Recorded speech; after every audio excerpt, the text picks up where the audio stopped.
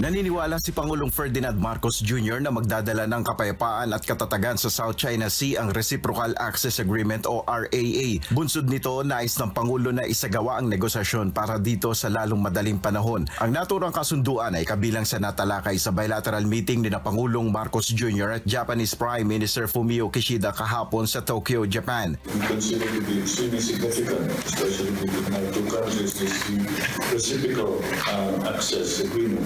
That will give us a greater capability in terms of not only security, but also in terms of disaster preparedness and alleviation and adjustment. And that is something that I believe is very, very significant, and that it will bring to us a greater capacity to maintain the peace in China.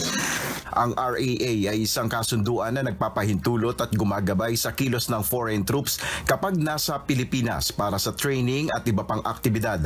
Kahalintulad dito ng Visiting Forces Agreement o VFA na pinasok ng Pilipinas sa ibang mga bansa.